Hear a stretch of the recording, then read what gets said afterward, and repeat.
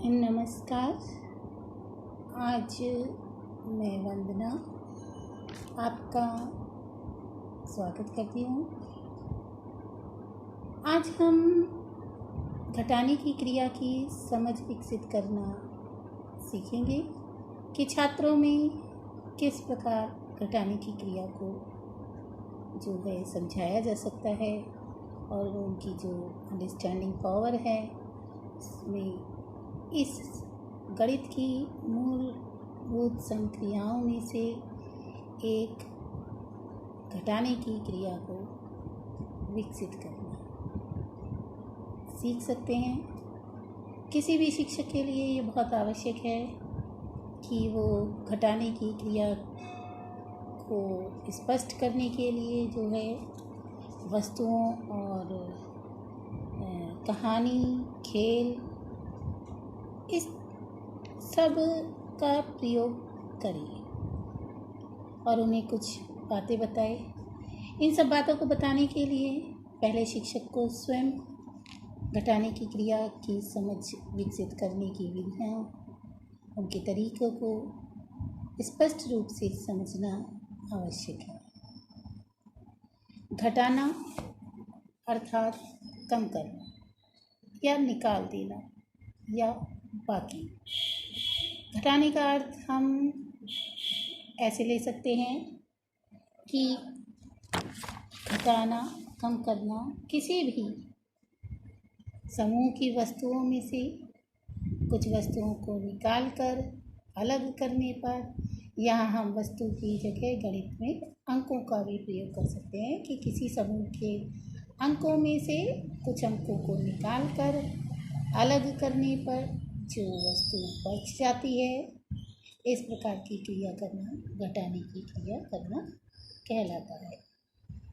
गणित की अवधारणा में घटाने की हम यदि अर्थ लेंगे तो कोई संख्या या वस्तु अपने मूल भाग से कम हो जाती है तो शेष बचना ही बाकी यानी घटाने का अभिप्राय है। तो ये है घटाने का अर्थ, जिसे बच्चों को बताना पड़ेगा। एक शिक्षक को चाहिए कि केवल परिभाषा या अर्थ बता देने के उपरांत इसको स्पष्ट करने के लिए कुछ क्रियाओं को करना बहुत आवश्यक है। ये क्रियाएं हैं, उदाहरण के स्वरूप मैं बता रही हूँ कि आरंभिक स्तर पर बच्चों को घटाने की क्रिया के लिए हमें निम्न पद्धति का प्रयोग करना चाहिए। निम्न मतलब बहुत छोटी छोटी बातों से शुरुआत करना चाहिए और स्थूल या मूर्त वस्तुओं के माध्यम से जो है करना चाहिए। जिस प्रकार जोड़ की क्रिया करते हैं उसी प्रकार जो है घटाने की क्रिया छात्रों को आरंभिक स्तर पर सिखाते समय हमें स्थूल और मूर्त वस्तुओं का प्रयोग करना चाहिए। यानी स्थूल से सूक्ष्म की ओर जो शिक्षण सूत्र है उसका प्रयोग करना चाहिए। जब बालक गिनती का ज्ञान कर लेते हैं तब हम उन्हें गणित की संक्रियाएं सिखाते हैं। घटाने का शिक्षण करने के लिए हमें जो है कुछ स्टेप्स इस तरीके के लेने चाहिए, जैसे मैं यहाँ उदाहरण दे रही हूँ कि छात्रों के सम्मुख शिक्षक जो है वो 10 कलमें प्रस्तुत कर सकता है। 10 की जगह कुछ भी, गिनती की कलमों की जगह कुछ भी स्थूल या मूर्त वस्तुओं का प्रयोग किया जा सकता है।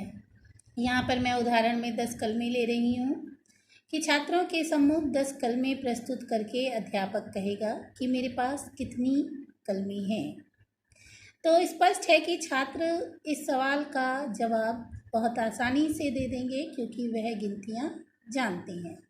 तो उत्तर आएगा 10, क्योंकि शिक्षक ने 10 जो कलमें दी हैं। दूसरा प्रश्न, अध्यापक किसी भी एक छात्र, यहाँ पर मैंने राम नाम का एक उदाहरण लिया है कि उस छात्र का नाम राम है, उस छात्र को वह 10 कलमों में से 4 कलमें दे देगा और फिर प्रश्न करेगा मैंने राम को कितनी कलमें दी। तो जाहिर सी बात है कि छात्र इस प्रश्न का उत्तर भी बहुत आसानी से दे सकेंगे कि 4। उसके बाद प्रश्न अध्यापक पूछता है कि मेरे पास अब कितनी कलमें बची हैं। फिर वह गिन लेगा कि शिक्षक के पास कितनी कलमें हैं और उत्तर आराम से दे देगा 6। और फिर एक बार स्पष्ट करने के लिए कि राम को देने से पहले मेरे पास कितनी कलमें थी, छात्र बता देंगे क्योंकि उनकी स्मरण शक्ति के आधार पर कि पहले आपके पास 10 कलमें थी। इन सब बातों को बताने के बाद उन्हें ये बताना चाहिए इस उदाहरण के बाद, जैसे कि जो शेष बचा यानी कि जो मेरे पास बाद में बची है 6, यही घटाना है। यानी जो कुल भाग में से दिए हुए भाग को घटाने के पास जो बचता है उसे हम बाकी कहते हैं। इस धारणा को स्पष्ट करने के लिए और बहुत सारे उदाहरण देने के बाद शिक्षक को घटाने का चिन्ह बताना चाहिए कि घटाने का चिन्ह इस प्रकार का होता है। एक हॉरिजॉन्टल लाइन यानी पड़ी रेखा जो है वो घटाने का चिन्ह कहलाती है। इसके अलावा घटाना सिखाने में निम्नलिखित बातों का जो है शिक्षक ध्यान अवश्य रखे। पहला ये कि सर्वप्रथम इस प्रकार के प्रश्न कराए जिसमें शून्य शेष बचता हो, यानी कुछ भी ना बचे। क्योंकि छात्र आरंभिक स्तर के हैं, इसलिए आरंभिक स्तर पर इस बात का बहुत ध्यान रखना है कि घटाना सिखाने के लिए सबसे पहले हमें इस प्रकार के प्रश्न कराएं जिसमें शून्य शेष बचता है। यहाँ पे मैंने एक उदाहरण दिया है, जैसे मेरे पास 4 टॉफ़ियाँ थीं और 4 टॉफ़ियाँ मैंने राम को दे दी, तो मेरे पास कितनी टॉफ़ियाँ बची? उत्तर छात्र दे देंगे क्योंकि 4 ही थी और 4 दे दी सारी की सारी, तो उनके पास शून्य टॉफ़ी बचेगी।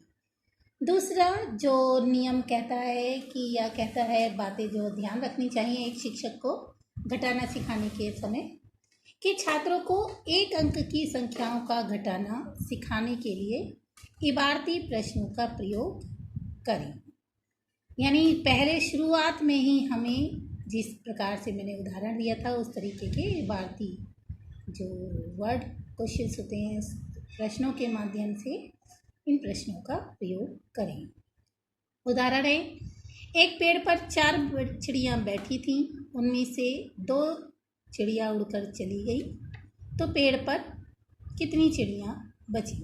ये 1 अंक का है और इबारती प्रश्न है। इस तरीके के प्रश्नों को जो है छात्र आराम से उत्तर उसका दे सकेगा।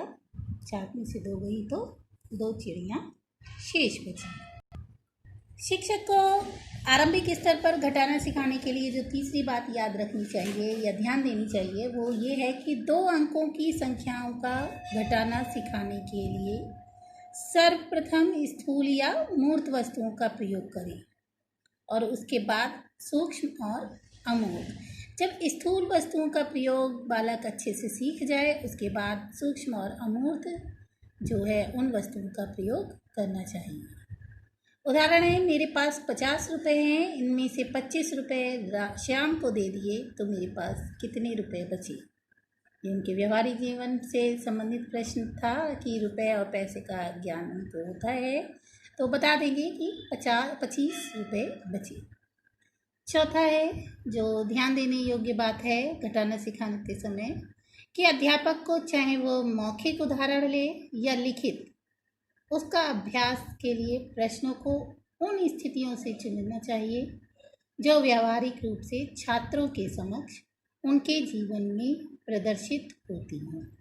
यानी मौखिक ले प्रश्न चाहे लिखित अभ्यास कराएं, उनसे उन स्थितियों का ही चयन करना चाहिए जो उन्हें अपने आसपास दिखाई देती हैं, व्यावहारिक रूप से उनको जो है प्रदर्शित होती है। जैसे कटाई है, बागवानी है, वो अपने आसपास देखते हैं इन चीज़ों को। खेल कूद है, खेल कूद की जो चीज़ें होती हैं, बैट बॉल, इस तरीके की वस्तुओं को वो क्या है अपने दैनिक जीवन में देखते रहते हैं, तो इससे वो गणित की इस संक्रिया को आराम से समझ सकते हैं।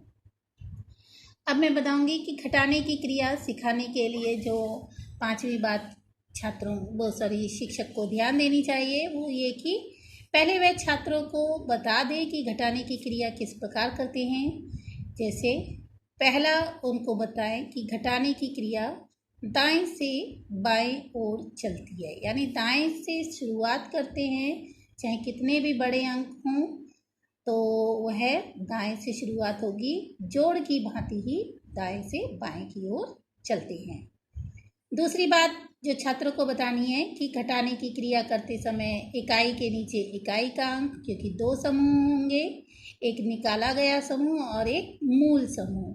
तो जो दोनों समूह हैं उन समूह के जो इकाई, दहाई, सैकड़े, इन सब अंकों के जो स्थान हैं उनके नीचे दूसरे समूह के वही अंक आने चाहिए। यानी घटाने की क्रिया करते समय इकाई के नीचे इकाई का अंक, दहाई के नीचे दहाई का अंक, सैकड़े के नीचे सैकड़े का अंक, और इसी प्रकार अन्य अंकों को लिखते हैं, जैसे 10,000, लाख, इस तरीके से आगे बढ़ते जाते हैं। और तीसरी बात जो छात्रों को बतानी चाहिए कि हमेशा बड़ी संख्या में से ही छोटी संख्या को घटाया जाता है। चौथी बात जो बच्चों को घटाने की क्रिया बताते समय शिक्षक को बतानी चाहिए कि यदि शून्य में से शून्य को घटाएंगे तो शून्य ही प्राप्त होता है। और इसके अलावा दो अन्य बातें और हैं कि किसी संख्या में से शून्य घटाने पर वही संख्या प्राप्त होती है। उदाहरण मैं मौखिक दे देती हूँ कि जैसे 4 में से शून्य को घटाएंगे तो 4 ही संख्या प्राप्त होगी।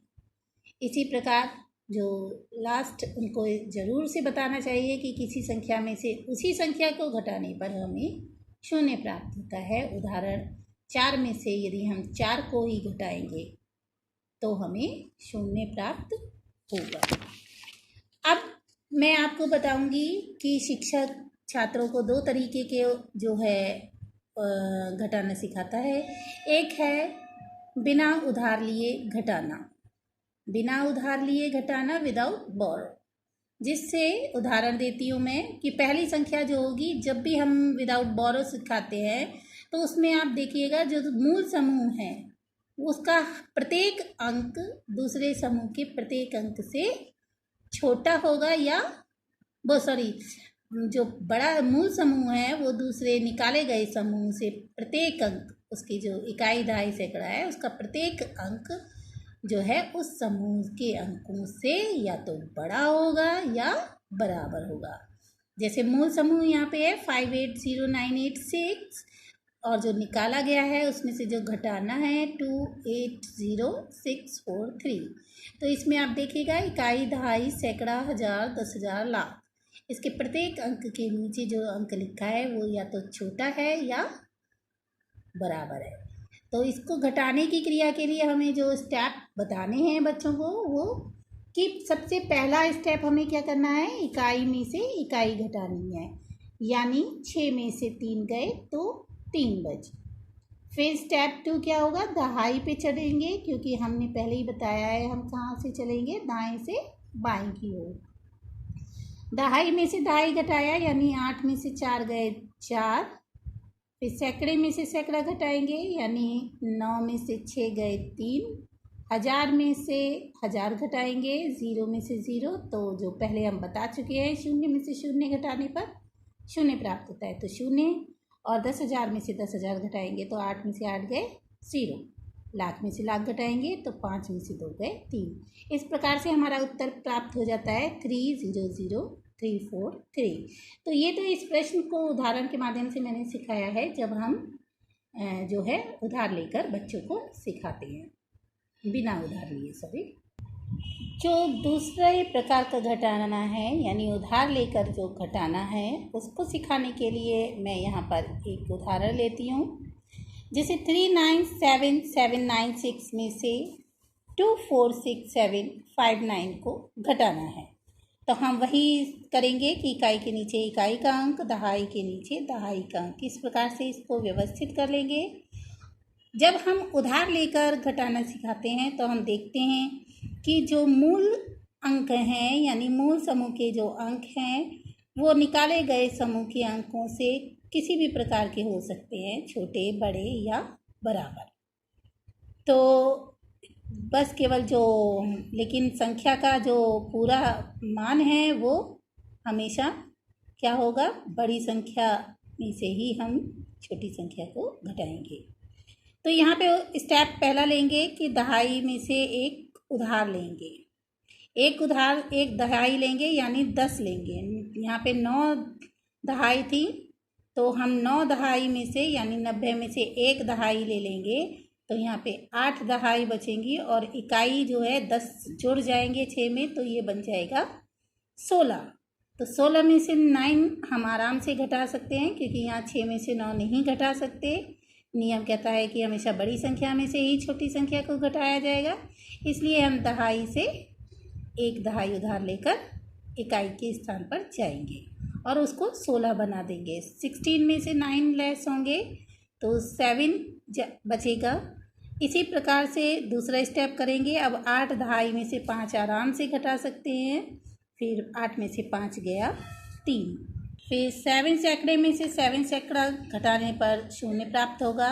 स्टेप 4 7,000 में से 6,000 घटाने पर 7 - 6 = 1। और स्टेप 5 9 10,000 में से 4 10,000 घटाने पर 9 - 4 = 5। स्टेप 6 3 लाख में से 2 लाख घटाने पर 3 - 2 = 1 लाख। इसी प्रकार से हम जो है छात्रों के समक्ष अन्य उदाहरण को प्रस्तुत करेंगे और जो है टीचर स्टूडेंट्स में घटाने की क्रिया को जो समझ है उसको विकसित करेगा। ये कुछ स्टेप्स है। आपने देखा होगा कि कभी कभी मेरी लैंग्वेज में माइनस या सब्सट्रैक्शन इस तरीके के शब्दों का प्रयोग हो रहा है, तो आप छात्रों को घटाने की क्रिया समझाने में कुछ इंग्लिश वर्ड्स जो है उनको आराम से बताइए कि घटाना यानी सब्ट्रैक्शन करना या जो है माइनस करना सबका अर्थ एक ही है। इसके साथ ही मैं विदा लेती हूँ। अगले वीडियो में फिर मिलेंगे। नमस्कार।